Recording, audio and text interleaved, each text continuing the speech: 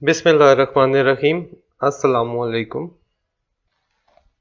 In today's lab, we will see upon some certain things like impedance matching using a quarter wavelength microstrip line with a substrate that is not listed in the proposal window. We will see how we can use grounded coplanar waveguides and what are bands, how we can use them in ADS. So we will start with the impedance matching for a substrate that is not listed in the proposal window. The educational goal of this project is to use any substrate for the board. We will use the design of project 2 or lab 2, but we use another substrate which is not listed. So the task of this project is to match the radiating resistance 136 ohm of a patch antenna at the GPS frequency 1575 to 50 ohms using a quarter wave microstrip transmission line on Roger R04003 substrate. And this substrate is, let's suppose that the substrate is not present in the list and we have to define that substrate manually in the software. The properties given for the substrates are thickness is 32 MIL, loss tangent is 3. Dielectric constant is 3.38, loss tangent is 0.0027, copper cladding is of 1.35 MIL and roughness of the copper cladding is 0.1 MIL. We will start a new project by choose insert design and we will use any substrate in the list or we can go with the none. So let's start it in ADS. आज की lab में हम 3-4 चीज़ों पे बात करेंगे, ठीक है। एक तो अगर कोई ऐसा सबस्ट्रेट हमारे पास है जो कि सॉफ्टवेयर के अंदर नहीं है तो उस सबस्ट्रेट को सॉफ्टवेयर के अंदर कैसे हम बना सकते हैं, उसकी प्रॉपर्टीज अगर हमारे पास गिवन हो तो हम उन प्रॉपर्टीज से वो सबस्ट्रेट हम बना सकते हैं। दूसरी चीज जो हम इसके बाद देखेंगे वो है ग्राउंडेड कोप्लानर वेवगाइड्स कि उनको हम कैसे यूज करते हैं और उसके बाद हम देखेंगे कि हम लोग बैंड्स कैसे इंसर्ट कर सकते हैं एडीएस के अंदर। तो हम स्टार्ट करते हैं, ठीक है। एडीएस के अंदर हम यहाँ से प्रोजेक्ट में जाएंगे, उसी तरह इंसर्ट सर्किट डिजाइन। अब यहाँ पे आप कोई भी सबस्ट्रेट सिलेक्ट कर सकते हो, ठीक है, और दूसरा आप नन के साथ भी जा सकते हो। तो हम नन के साथ जाते हैं, देखते हैं क्या बनता है। तो ये मेरे पास प्रोजेक्ट का वर्किंग एरिया खुल गया, ये मेरे पास सर्किट आ रहा है। इधर डेटा पे फिलहाल कुछ भी नहीं है तो मैं यहाँ पे राइट क्लिक करके करूंगा और ऐड सबस्ट्रेट डेफिनेशन में आ जाऊंगा, ठीक है। ऐड सबस्ट्रेट डेफिनेशन में आएंगे तो मेरे पास ये विंडो खुल जाएगी, ठीक है। इस विंडो के अंदर अगर आप ये विंडो मेरे पास आ गई है, ठीक है। अब इस विंडो के अंदर जो सर्किट डिजाइन में स्टेप 1 तो हम लोगों ने कर लिए, 2 पे आते हैं। जो प्रॉपर्टीज हैं वो हम देख लेते हैं, ठीक है। ये जो प्रॉपर्टीज हैं, थिकनेस जो है वो 32 MIL है। अगर मैं यहाँ पे जाऊं, जो थिकनेस है वो H में है 32 और यहाँ पे मैं MIL को देख लेते हैं, ये 32 MIL आ रही है। ER जो कांस्टेंट है वो मेरे पास 3.38 है, 3.38 आ रहा है। टेंजेंशनल लॉस मेरे पास 0.0027 है, 0.0027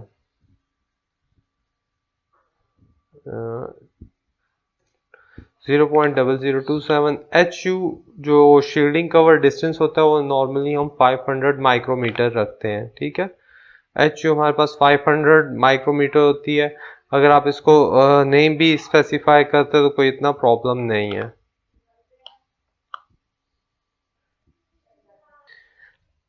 अच्छा, अब इसके बाद हम ये सबस्ट्रेट में इसका नाम दे देते हैं R04003 जो हमें गिवन है, ठीक है। सबस्ट्रेट की टाइप माइक्रोस्ट्रिप ही है, माइक्रोस्ट्रिप पे काम कर रहे हैं। अब यहाँ मेटलाइजेशन पे अगर बात करें तो मेटलाइजेशन में ये स्पेसिफाइड बाय मटेरियल और रेजिस्टिविटी की जगह हम स्पेसिफाई बाय लेयर पे आ जाएंगे, ठीक है। ये चीज़ गिवन है स्पेसिफाई बाय लेयर में जाके आप फिर एडिट पे पहले इसको सिलेक्ट कर लें, ठीक है, फ्रॉम स्टैक अप, ओके। और अब आप इसको एडिट पे क्लिक कर सकते हैं। 1 मिनट, इसको सिलेक्ट करें, none material database, okay, cancel. अच्छा, अगर आप यहाँ पे देखें स्पेसिफाई बाय मटेरियल और रेजिस्टिविटी इज वैलिड, तो हम यहाँ पे स्पेसिफाई बाय मटेरियल और रेजिस्टिविटी ही रखेंगे, ठीक है। अब मटेरियल पे यहाँ पे आप मटेरियल चूज करोगे। सबसे पहले तो material confirm it by yes, हम मटेरियल चूज करेंगे। मटेरियल हमें यूज करना है वो कॉपर यूज करना है, ठीक है। स्पेसिफाई बाय मटेरियल और रेजिस्टिविटी आ गया, ठीक। बाकी तो हमने करके अब हमें यहाँ मटेरियल में कॉपर यूज करना है, ठीक है। हम सर्च बाय नेम में आके कॉपर को यूज करने के लिए मैंने पहले ये जो ब्लैंक है इस पर क्लिक किया, ये मेरे पास विंडो ओपन हो गई है। यहाँ पे मैंने इसको कॉपर को सिलेक्ट कर दिया, सिस्टम लाइब्रेरी, इसको ओके किया, तो कॉपर की मेरे पास ये रेजिस्टिविटी सिस्टम ने खुद उठा लिया, ठीक है।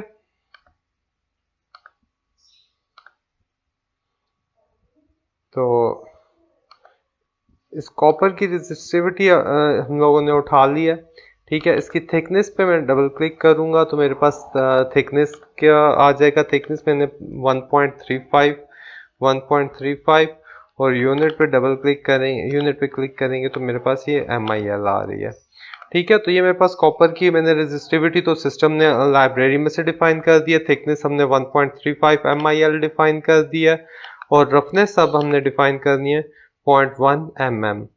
तो यहाँ पे मैं रफनेस इसको डिफाइन कर देता हूँ 0.1 mm। तो ये मैंने सारी सबस्ट्रेट की जो प्रॉपर्टीज हमें गिवन है वो सारी प्रॉपर्टीज मैंने डिफाइन करने के बाद इसको जैसे ही ओके पे क्लिक करेंगे तो ये आपके पास सबस्ट्रेट यहाँ पे आ जाएगा। इसको दोबारा ओपन करके देखना है आपने, तो इस पर डबल क्लिक करेंगे तो आपके पास ये दोबारा ओपन हो जाएगा कि आपके पास जो सबस्ट्रेट है वो इस वक्त ये है, ठीक है। इसका सबस्ट्रेट डिफाइन करने का एक मेथड तो अभी जो हमने देखा है वो ये था, ठीक है, H32ER। एक और मेथड भी है, ठीक है, यूजिंग स्टैकअप लेयर से हम कर सकते हैं।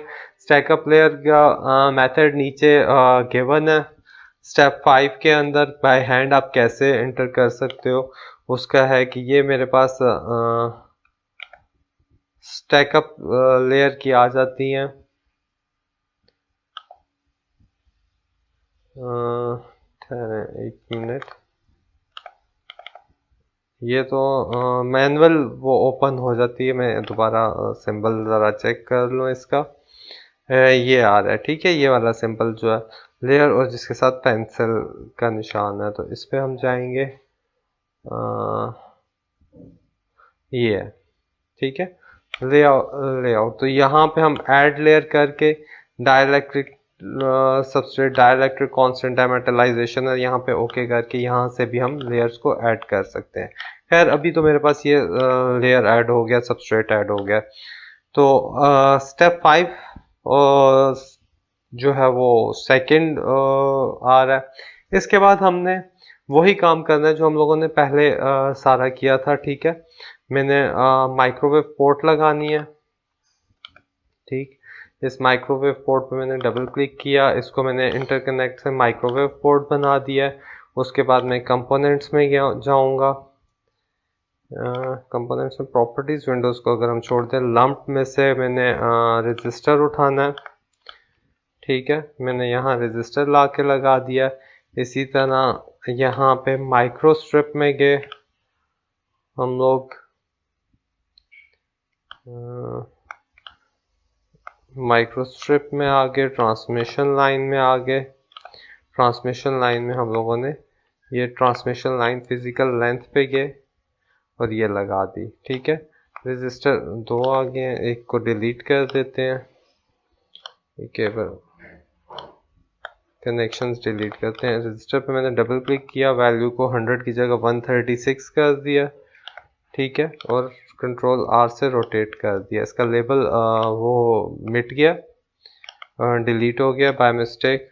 तो वो लेबल आप रहने दीजिएगा, आपकी मर्ज़ी, आप रहने देते हैं या आप उस लेबल को नहीं रखते हैं, आपकी मर्ज़ी है, ठीक है।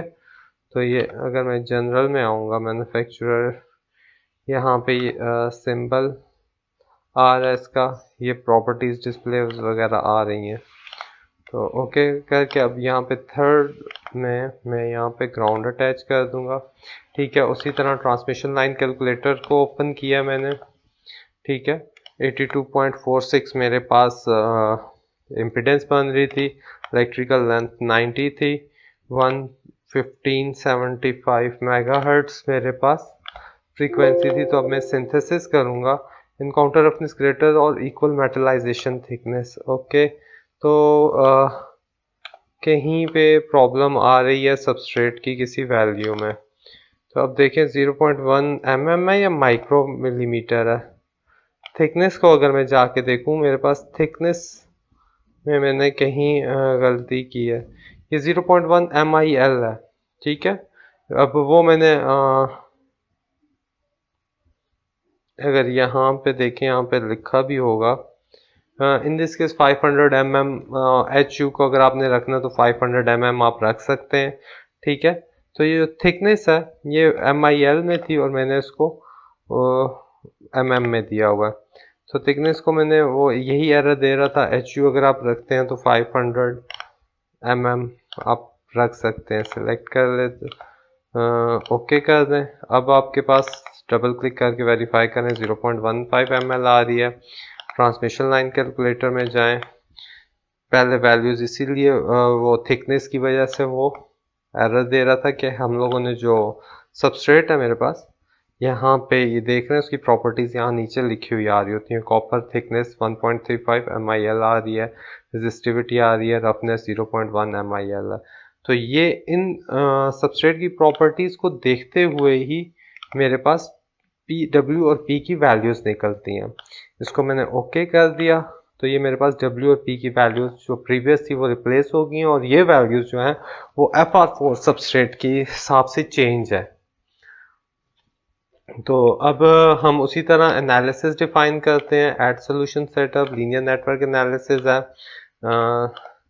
एडिट कर लें, फ्रीक्वेंसी स्टॉप 5 गीगाहर्ट्ज़ है और 0.05 का स्टेप कर लेते हैं। नेक्स्ट करके फिनिश करके इसको एनालाइज कर लें। आपके पास प्रोजेक्ट एनालाइज हो गया। प्रोजेक्ट एनालाइज करने के बाद इसको हम क्रिएट रिपोर्ट बना लेते हैं एक, और ऐड ट्रेस और डन, ठीक है। तो अब ये देख रहे हैं कि वही अगेन 1.575 पे रिटर्न लॉस आपका कम है, बाकी फ्रीक्वेंसीज पे आपका रिटर्न लॉस ज़्यादा है। सेकंड उसका 4.71 पे जा रहा है पीरियड। तो जो जीपीएस फ्रीक्वेंसी पे उसका रिटर्न लॉस कम आ रहा है, तो हमारा जो था वो हमने जो गोल था वो हमने अचीव कर लिया कि हमने एक ऐसे सबस्ट्रेट के ऊपर मैचिंग की है कि जो लिस्ट में अवेलेबल नहीं था, ठीक है। अब इसके बाद आते हैं impedance matching using a grounded coplanar waveguide, ठीक है। अब ग्राउंडेड कोप्लानर वेवगाइड्स को हम कैसे यूज कर सकते हैं? इनका फायदा ये है कि ये जो मेटलाइजेशन कवर होता है HU, उसका इस ट्रांसमिशन लाइन की निस्बतन ग्राउंडेड कोप्लानर पे इन्फ्लुएंस कम होता है, ठीक है। तो ग्राउंडेड कोप्लानर वेवगाइड्स हमारे पास कुछ इस स्ट्रक्चर की होती हैं। इसमें W विड्थ है, दोनों साइड पे दरमियान में जो दो प्लेन्स हैं उनके बीच में एक गैप है, G की वैल्यू है, ये हम स्पेसिफाई करते हैं, W विड्थ है और P फिजिकल लेंथ आ जाती है, ठीक है। हमने वही 135 पे करना है और R04003 सबस्ट्रेट के ऊपर ही मैच करना है, यानी कि सबस्ट्रेट हमने यही यूज़ करना है, ठीक है। मैं इसी सर्किट को मॉडिफाई करूँगा। आप लोगों ने दोबारा अगर ये बनाना हुआ तो आप दोबारा भी बना सकते हैं इसको। तो इससे अगर मैं इसको ग्राउंडेड को माइक्रोस्ट्रिप लाइन को मैंने डिलीट कर दिया, मैंने उसी तरह FR4 मटेरियल को लेके फिर उसकी प्रॉपर्टीज़ 1.35 थिकनेस है, ठीक है, 32 500 3.38 0.27 है, 1.35 MIL और 0.1 है। तो अगर 1.35 0.1 500 3.32 ये वही प्रॉपर्टीज़ हैं। अब यहाँ पे सिर्फ फ़र्क इतना है कि जो पहले मटेरियल हम ले रहे थे वो ले रहे थे माइक्रोस्ट्रिप लाइन का, और अब हम सबस्ट्रेट बना रहे हैं ग्राउंडेड कोप्लानर वेवगाइड का। तो अगर हमें इसमें जाना है माइक्रोस्ट्रिप में, ठीक है, जो सबस्ट्रेट टाइप है वहां पे इसको ग्राउंडेड कोप्लानर वेवगाइड रखना है। अब ग्राउंडेड कोप्लानर वेवगाइड में जब हम आएंगे, जैसे आप देखें ग्राउंड है, डाइलेक्ट्रिक है, मेटलाइजेशन में ये जी की वैल्यू आ रही है, ठीक है। अब यहाँ पे अगेन जैसे ही मैंने सबस्ट्रेट टाइप चेंज किया तो मेरे पास ये चीज़ें चेंज हो गई हैं। तो 32 3.38 सारा उसी तरह 32, ये 32 MIL है, 32 MIL, E 3.38 आ गया, टेंजेंशियल लॉस 0.0027 है, R04003 है, 500 mm आ रहा है, ठीक है, जो 500 mm है, कॉपर 1.35 MIL और 0.1 ही आ रही है, तो 0.1 ही आ रही है, ठीक है। तो ये सारी चीज़ें मैंने सबस्ट्रेट की डिफाइन कर ली। अब इसको ओके कर दें। तो अब आपके पास जो ये सबस्ट्रेट टाइप है ये ग्राउंडेड कोप्लानर वेवगाइड है, और बाकी सारी वैल्यूज एंटर हो गई हैं, वेरीफाई आप कर सकते हैं इधर से। सबस्ट्रेट को हमने ग्राउंडेड कोप्लानर के लिए रख दिया, सारी ये वैल्यूज गिवन है। अब हम CPW पे जाएंगे। CPW हमें कहाँ मिलेगी, हमें इसी तरह कंपोनेंट्स में आएंगे, ठीक है। ट्रांसमिशन लाइंस की जगह यहाँ पे आप देखोगे, यहाँ पे आपको मिल रही होंगी माइक्रोस्ट्रिप की जगह ऊपर grounded coplanar waveguide. Grounded coplanar waveguide के फोल्डर में आ जाएं, यहाँ पे आपको ग्राउंडेड कोप्लानर वेवगाइड की ट्रांसमिशन लाइंस आ रही हैं। ट्रांसमिशन लाइंस में आप लोगों ने अगेन ये जो फिजिकल लेंथ वाली है GCPW transmission line physical length, ये वाली फिजिकल लेंथ लाइन आप लोगों ने सिलेक्ट करनी है, ठीक है। मैनुअल में अगर देखें तो आपको मेंशन हुआ हुआ है GCPW transmission line physical length. जरूरी नहीं है ये फिजिकल लेंथ ऊपर हो, आप किसी सिस्टम में इलेक्ट्रिकल लेंथ भी ऊपर हो सकती है, तो किसी सिस्टम में फिजिकल लेंथ हो सकती है। तो आप लोगों ने नाम पढ़ के सिलेक्ट करना है कि grounded coplanar transmission line physical length वाली। ये मैंने वही ड्रैग एंड ड्रॉप किया, लेयर्स को मैंने मर्ज कर दिया और मैंने लाके यहाँ लगा दिया। तो अब रेजिस्टर मेरे पास उसी तरह लगा हुआ है, बाकी जो चीज़ें वही हैं। रेजिस्टर 136 ओम का, ठीक है, रेजिस्टेंस है। अब ये ग्राउंडेड कोप्लानर वेवगाइड हमने लगा दी है। इसी तरह इसमें आप देख रहे हो एक और जो G है वो हमें स्पेसिफाई करना पड़ता है, W है, ठीक है। W और P तो आ रही है, तो हम गैप जो है, जो हम G गैप यूज करेंगे वो 0.5 mm का यूज करेंगे, a good value for PCB production.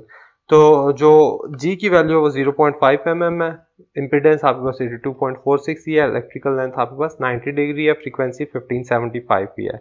तो वही पैरामीटर्स हैं, इस पर डबल क्लिक करें। इसी तरह इसके TRL पे आ जाए, ये ट्रांसमिशन लाइन आ रहा है, ये G की वैल्यू आपको यहाँ पे आ रही है, ये आपने 0.5 यूज करनी है, ठीक है। मैनुअल के अंदर अगर आप जाओ तो आपको ये नजर आ रहा होगा कि G आपने 0.5 यूज करना है, ठीक है।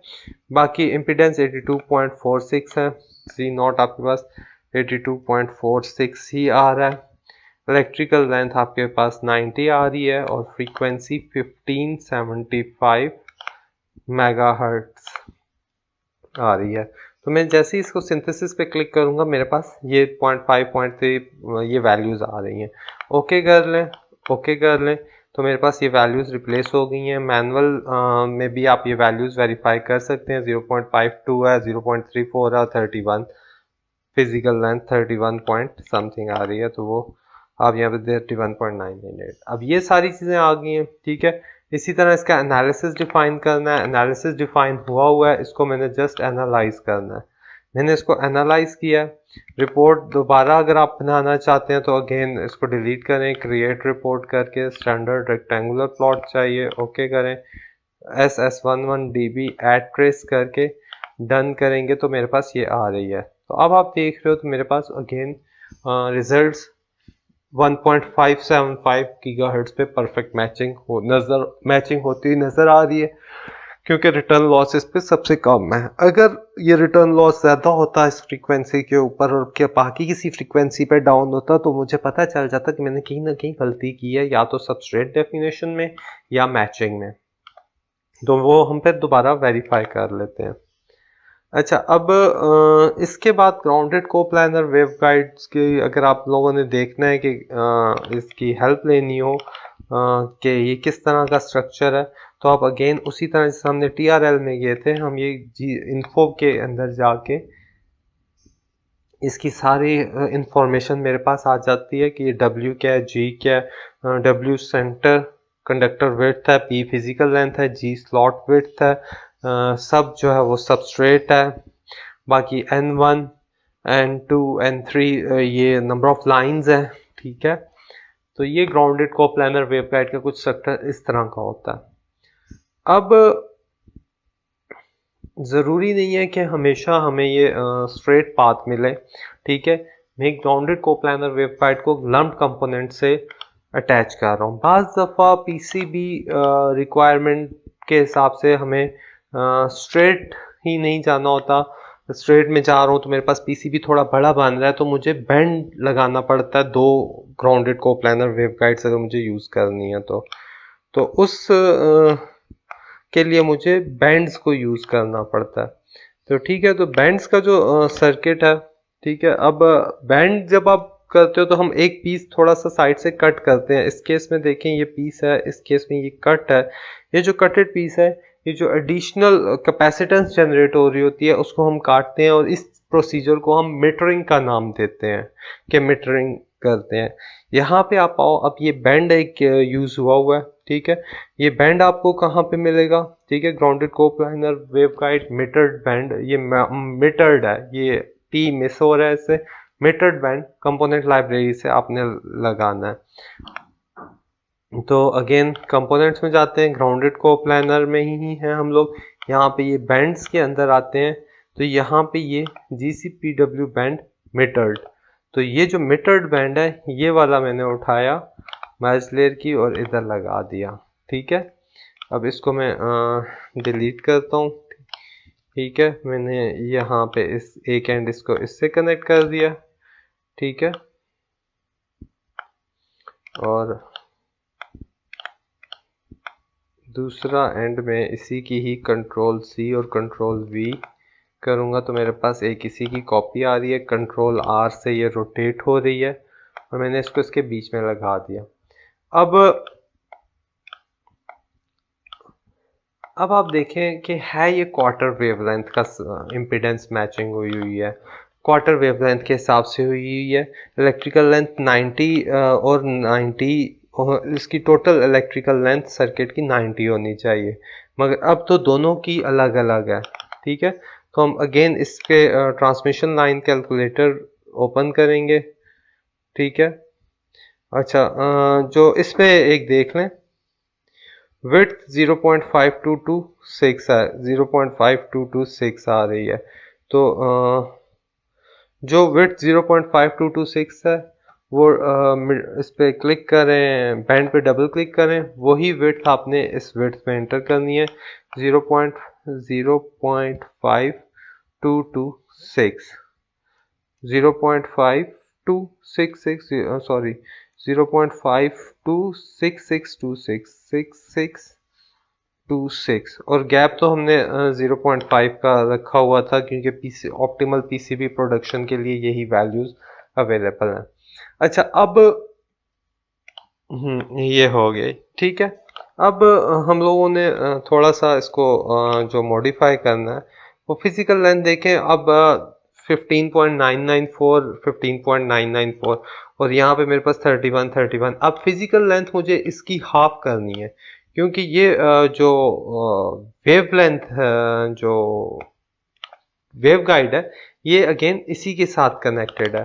तो अगर मैं जाऊंगा TRL के ऊपर, अब मुझे इम्पीडेंस वही 82.46 रखना है, गैप 0.5 ही है। इलेक्ट्रिकल लेंथ अब मुझे 90 की जगह 45 रखनी है, 1575 मेगाहर्ट्ज। बाकी वैल्यूज सेम रहेंगी आपके पास, 0.526626, 0.3 15.9948। तो ये इलेक्ट्रिकल लेंथ पहले 90 की जो थी वो मैंने अब 45 डिग्री की कर दी है। अगेन इस पे भी जाके मैंने वही 82.46, इलेक्ट्रिकल लेंथ 45 आ जाएगी, 1575 मेगाहर्ट्ज सिंथेसिस। ओके और ओके। अब दोनों की लेंथ अगर आप कंबाइन करें तो 31 पॉइंट समथिंग बन रही होगी, ठीक है। तो क्वार्टर वेवलेंथ अब इस तरह से बन रहा है, पहले वो क्वार्टर वेवलेंथ नहीं बन रहा था। तो ये बैंड कुछ इस तरह का, अगर मैं आपको ज़्यादा क्लियर हो कि मेरे पास दो कोप्लानर वेवगाइड्स हैं, मुझे बैंड यूज़ करना है, मुझे सर्किट की रिक्वायरमेंट के हिसाब से अगर मैं इसको पीसीबी, अब आप देखें इसका बिल्कुल एक छोटा सा पीसीबी बनेगा, अगर मैं इसको लंबाई में जोड़ूं तो ये काफ़ी लेंथी बन रहा था। तो अब एक छोटा सा पीसीबी बनेगा, जो अगर मुझे पीसीबी छोटा बनाना है और मुझे बैंड्स यूज़ करना है तो मुझे ये सब कुछ इस तरह से यूज़ करना होगा। बाकी उसी तरह एनालिसिस डिफाइन करना है, एनालिसिस डिफाइन करने के बाद एनालिसिस आपको उसी तरह 0 to 5 डिफाइन हुआ है, ठीक है। तो एनालिसिस मैंने डिफाइन किया, रिपोर्ट अगर मैं देखूं तो अब एक चीज़ आप नोट करें तो ये 1.57 की जगह 1.50 पे ऊपर रिस्पॉन्स आ रहा है, ठीक है। जो फ्रीक्वेंसी 1575 पे होनी चाहिए थी, ठीक है, जो 1575 पे ये आनी चाहिए थी, मैचिंग सबसे अच्छी होनी चाहिए थी, वो अब 1.50 पे आ रहा है। उसकी वजह ये बैंड की जो फिजिकल लेंथ की वजह से थोड़ा सा मेरे पास कैपेसिटेंस का फर्क पड़ता है, जिससे इम्पीडेंस में थोड़ा सा फर्क आ रहा है। अब इस चीज़ को हमने कैसे ठीक करना है? इस चीज़ को हम ऐसे ठीक करते हैं कि जो फिजिकल लेंथ है, ठीक है, 15 पॉइंट उसको हम 0.95238 के फैक्टर से रिड्यूस कर देंगे। तो मेरे पास जो फिजिकल लेंथ है वो बनेगी 15.23314। तो 15 फिजिकल लेंथ 15.23314, ठीक है, 15.2। इसको मैं कॉपी कर लेता हूँ ताकि दूसरे में भी मैं सेम यही पेस्ट कर दूँ। तो फिजिकल लेंथ जो है वो मैंने थोड़ी रिड्यूस की है, और वो 1500 पे मेरे पास रिस्पॉन्स आ रहा था, ठीक है, जबकि आना 1575 पे चाहिए था। तो 1500 डिवाइडेड बाय 1575 किया तो 0.95238 आया। अब 0.95238 को मैंने माइनस किया जो ऑलरेडी लेंथ थी, तो मेरे पास जो रिजल्ट आया वो 15.23314 आया, वो मैंने यहाँ पे लगा दिया। अब इसके साथ जब मैं इसको सिमुलेट करूंगा तो मेरे पास रिजल्ट ठीक आना चाहिए। अगेन इसको मैंने वो एनालिसिस पे रन किया तो XY प्लॉट आ ही नहीं रहा। चलें दोबारा जनरेट कर लेते हैं report. S11 dB address done, तो ये आ गया, ठीक है। अब आप देख रहे हैं तो वो फ्रीक्वेंसी अगेन 1.57 पे चली गई है, ठीक है। तो ये सेंटर फ्रीक्वेंसी आ रही है वो 1.57 पे आ गया। तो जैसे मैंने थोड़ा सा मूव किया है मेरे पास वो फ्रीक्वेंसी वापस अपनी जगह पे आ गई है। तो जो बैंड की वजह से जो फिजिकल लेंथ में थोड़ा सा इजाफा हुआ था वो मैंने कम कर दिया, तो मेरे पास कैपेसिटेंस सेट होके मैचिंग मेरे पास ठीक हो रही है। अगर इसके बाद में नेक्स्ट स्टेप में हमने सारा कुछ कर लिया, रिजल्ट्स आ गए हमारे पास। Now we want to have a look at the PCB layout. ये वाली फिगर नीचे से ऊपर चली गई है, नीचे जो है वो रिजल्ट थे उसके 1.575 के, ये फिगर नीचे से ऊपर आ गई। हम अब इसको पीसीबी लेआउट देखना चाहते हैं कि जो हमारे पास जो पीसीबी लेआउट है वो कैसे बनेगी। हम एडिट लेआउट पे जाते हैं, ठीक है। हमें रैट एंड नेस्ट फॉर्म में कुछ लाइंस आ रही होंगी, तो हम सर्किट को सिलेक्ट करेंगे और उसमें हम माइक्रोवेव पोर्ट्स को जब अलाइन करेंगे तो हमारे पास एक लुक आ रही होगी, ठीक है। तो स्कीमेटिक पे भी जाके आप देख सकते हो, यहाँ पे भी सर्किट में जाके भी आपके पास ये लेआउट एडिटर आ रहा है, ठीक है। ये लेआउट एडिटर आप वहाँ से शॉर्टकट में, यहाँ पे भी लेआउट एडिटर ये भी पड़ा हुआ है, एडिट स्कीमेटिक, एडिट लेआउट, तो ये भी लेआउट आ रही है, ठीक है। ये स्कीमेटिक में आएंगे तो हमारे पास ये स्कीमेटिक है, ये लेआउट है। तो अब ये जो लेआउट है ये थोड़ी अलाइन नहीं है, इस सर्किट को कंट्रोल ए सिलेक्ट ऑल करते हैं, ठीक है। राइट क्लिक करके भी आप कर सकते हैं और यहाँ पे अलाइन लेआउट में सर्किट के अंदर यहाँ पे होगा अलाइंड माइक्रोवेव पोर्ट्स, ये सॉरी ड्रा में है, ड्रॉ में जाएंगे, ये अलाइन माइक्रोवेव पोर्ट्स या कंट्रोल एम की ऑप्शन है। जैसे ही मैं इस पर क्लिक करूंगा मेरे पास ये सर्किट कुछ बेहतर फॉर्म में आ जाएगा। अगर मैं रजिस्टर को ये निकाल दूं और पोर्ट यहाँ पे कर दूं, पोर्ट को थोड़ा सा पीछे कर दूं और कंट्रोल ए कंट्रोल एम, ये मेरे पास पोर्ट्स अब अलाइंड हो गई हैं, माइक्रोवेव पोर्ट्स जो हैं ये अलाइन हो गई हैं। तो ये मेरे पास सर्किट आप देख रहे हैं, ये मेरे पास एक ग्राउंडेड कोप्लानर वेवगाइड एक ही है, ये बैंड है, और दूसरी ग्राउंडेड कोप्लानर वेवगाइड ये है। इसको मैं रोटेट कर लेता हूँ, ठीक है, ताकि आपको क्लियर हो जाए। ये इनपुट पोर्ट से मेरे पास सिग्नल आ रहा है, ठीक है, ये इस माइक्रोवेव पोर्ट से गुजरने के बाद इस आउटपुट रेजिस्टेंस में जा रहा है। तो हमने इस बैंड की साथ ये जो मेरे पास ग्राउंडेड कोप्लानर वेवगाइड थी, इसकी हमने इम्पीडेंस मैचिंग की थी। तो मेरे पास जो पीसीबी पे लेआउट बनेगी वो कुछ इस तरह से बनेगी। इसी तरह हम इसका 3D व्यू भी देख सकते हैं, ठीक है, जिस तरह की मेरे पास ये आ रही है, ये आगे पीछे हुई थी, हमने इसको अलाइन किया, हमारे पास एक ये बेटर व्यू आ गया। इसके बाद इससे भी बेहतर व्यू मैंने निकाल दिया उसको रोटेट करने के बाद, ठीक है। अब इस पोर्ट का सिंबल आप इसको यहाँ पे ले जाएं तो ये और ज़्यादा क्लियर हो जाएगा। अब हम इसका 3D व्यू भी देख सकते हैं। इसमें 3D व्यू देखने के लिए हमें 3D व्यूअर देखना पड़ेगा, ठीक है।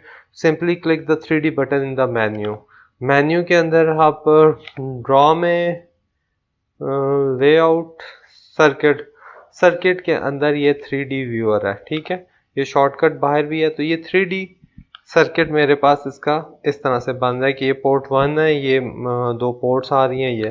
तो ये अगर मैं व्यू रोटेट करूं इसको, तो मैं इसको ये रोटेट करके भी देख सकता हूं, ठीक है। ये आ रहा स्केल, ये Z एक्सिस के अगेंस्ट हम इसको कर रहे हैं, ठीक है। ये अब Z एक्सिस के अगेंस्ट नहीं हो रहा, ये सारों के अगेंस्ट रोटेट हो रहा है, ठीक है। इसी तरह इसको मैं जूम आउट कर सकता हूँ, जूम आउट हो गया, ठीक है। इसी तरह व्यू में जाके फिट इन कर सकते हैं। तो ये मल्टीपल आपके पास टूल्स हैं, आप इसमें देख सकते हैं कि 3D व्यू इसका कैसे बन सकता है। ये 3D व्यूअर आपके पास आ रहा है, ठीक है।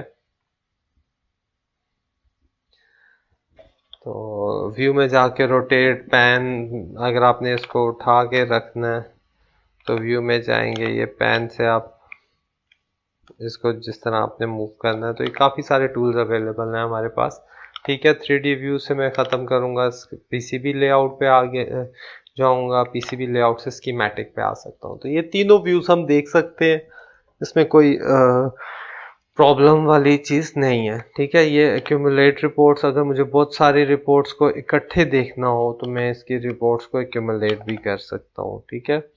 तो आज की लैब में हमने देखा है, आज की लैब में हम इसको स्पिन भी कर सकते हैं, बस यही है। आज की लैब में हम लोगों ने ऐसे सबस्ट्रेट पे काम करना सीखा है जो प्रपोजल लिस्ट पे ना हो, उसको कैसे हम बना सकते हैं मैनुअली, कैसे हम वैल्यूज एंटर कर सकते हैं। अगर हमारे पास कोई ऐसा सबस्ट्रेट कभी आ जाए कि जो लिस्ट में नहीं है तो हम उसे कैसे बना सकते हैं। उसके बाद हमने देखा है कि ट्रांसमिशन लाइंस की मेटलाइजेशन, जब हम जो कवर करते हैं उसको मेटल कवर लगाते हैं ताकि एक्सटर्नल इंटरफेरेंसेस उस पर ना आए, उसके हिसाब से अगर हम ग्राउंडेड कोप्लानर वेवगाइड यूज़ करें तो उनके रिजल्ट्स उससे बेहतर है। और ग्राउंडेड कोप्लानर्स को हम कैसे यूज़ करते हैं, ग्राउंडेड कोप्लानर का TRL कैसे निकाला हमने, उसमें एक G का फैक्टर देखा कि जो गैप है वो क्या है, उस गैप के बारे में आपको और भी इंफॉर्मेशन सॉफ्टवेयर से मिल सकती है, ठीक है। फिर हमने देखा कि ज़रूरी नहीं है कि हम एक ही सर्किट बनाएं बड़ा, हम उसको ब्रेक कर सकते हैं। 2 फिजिकल लेंथ के हमने ब्रेक किए हैं और हमने बीच में बेंड यूज किया है कि हमारे पास जो पीसीबी है वो लंबा बनने के बजाय वो स्क्वायर शेप में ही रहे, वो छोटा बने। तो हमने बेंड यूज करके उसको 2 में रिस्ट्रिक्ट किया है। फिर बैंड की वजह से, एडिशनल कैपेसिटेंस की वजह से थोड़ी सी फ्रीक्वेंसी ड्रिफ्ट हो रही थी, उस ड्रिफ्ट को हमने सेट किया। बैंड की डब्ल्यू विड्थ वही होगी जो आपके पास ग्राउंडेड कोप्लानर की विड्थ आ रही है। सेंट्रल कंपोनेंट जो अटैच हो रहा है वो वही रहेगा। फिजिकल लेंथ जब हमने चेंज किया, वो इलेक्ट्रिकल लेंथ 90 हमने जनरेट करनी थी क्वार्टर वेव लेंथ के लिए, तो हम लोगों ने 45 प्लस 45 दो में उसको स्प्लिट किया है। अगर कंबाइंड रखेंगे, एक रखेंगे तो इलेक्ट्रिकल लेंथ 90 आएगी, 2 रखेंगे तो आपके पास इलेक्ट्रिकल लेंथ 45 प्लस 45 आ रही है। तो उसी तरह आपकी जो फिजिकल लेंथ है वो भी बीच में डिवाइड हो रही है। पहले 31 पॉइंट समथिंग थी, अब 15.99 समथिंग आ रही थी। तो आज की लैब में इतना ही है। अब आप लोगों के लिए जो लैब टास्क है वो ये है कि आप लोगों ने अगेन जो रेडिएटिंग फ्रीक्वेंसी है वो आपका रजिस्ट्रेशन नंबर प्लस 100 रखेंगे, ठीक है।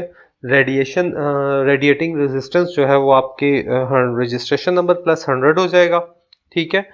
उस रेडिएटिंग रेजिस्टेंस के साथ जो आपने ये सारे टास्क करने हैं और जो रिजल्ट्स आएंगे और जो सर्किट्स बनेंगे वो अपने मैनुअल के साथ अटैच करने हैं।